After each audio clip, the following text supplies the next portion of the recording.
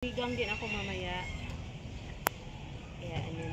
Hello guys! Nandito tayo sa garden ng mother ko. So ngayon, for today's video, magkuha tayo ng malunggay guys. Kasi magluto ako ng tinola. So hindi na kailangan natin bumili guys. Bibili kasi meron na kay mother. So, let's go!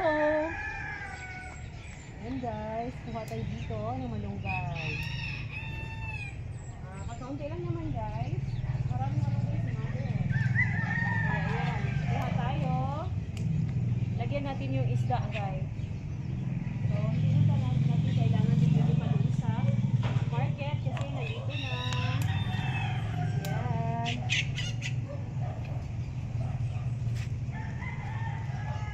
Ayan guys.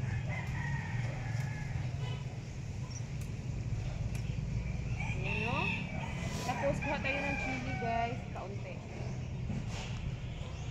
Kasi magsinigang din ako mamaya. Ayan, yun guys, no? So, fresh na fresh guys from the garden. Hindi to sa akin guys, kang mother. Kang mother to guys. Ayan.